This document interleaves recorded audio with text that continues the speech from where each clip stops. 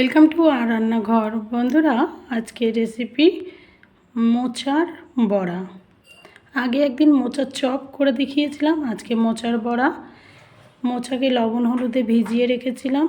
তারপর দেখুন, জাস্ট অল্প একটু লবণ আর অল্প একটু হলুদ দিয়ে আর জল দিয়ে প্রথমে মোচাটাকে সেদ্ধ করে নিতে হবে।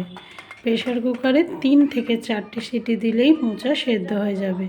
তারপর জলটা ফেলে দিয়ে হাতে করে চিপে নিয়ে মোচাটা নিয়ে নিলাম।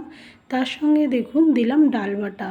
এর পরিবর্তে আপনারা বেসন দিতে পারেন, আমি ডাল বাটা দিয়েছি, এটা মটর ডাল বাটা। তারপরে দিলাম পেঁয়াজ কুচি, 1 চামচ আদা, 1 চামচ রসুন বাটা।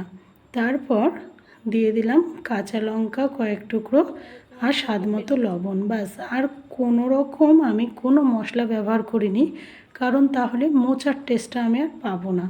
সেই জন্য মোচার টেস্টটা দেওয়ার জন্য আমি কোনো রকম মশলা এই মোচার বড়াতে ব্যবহার করলাম না। এবার ভালো করে হাত দিয়ে মেখে নিলাম। মেখে নিয়ে এবার আমি ভাজতে দেব। দেখুন মাখা হয়ে গেছে।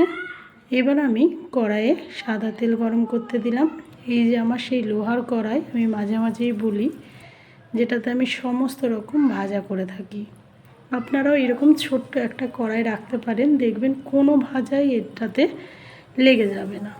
যাই হোক, গল্প করতে করতে মোচার যে বড়াগুলো সেগুলো আমি তেলে দিয়ে দিয়েছি। এবার এক পাশ যখন লাল হয়ে গেছে তখন উল্টে দিলাম। সব মোচার বড়াকে একটু লাল লাল করে উল্টে দিলাম। একটু লাল লাল করে ভেজে নিলেই হয়ে যাবে মোচার বড়া। মোচার চপের থেকে আমার মনে হয় মোচার বড়া অনেক সহজে হয়ে গেল এবং কোনো অসুবিধা নেই। দিনে হোক বা রাত্রে হোক বা সকালে, যে কোনো সময় ভাত বা মুড়ি। আমরা এটা রাত্রে করেছিলাম, রাত্রে গরম গরম ভাত আলু সেদ্ধর সঙ্গে এই মোচার বড়া আমি সার্ভ করেছিলাম। আপনারাও এইভাবে নিজের পরিবারের সাথে থাকুন, বিভিন্ন রকম রান্না করে খাওয়ান নিজের পরিবারের লোকজনদের, তাহলে মনে হবে আমার চ্যানেল সার্থক। ভালো থাকবেন, সুস্থ থাকবেন এবং পাশে আমার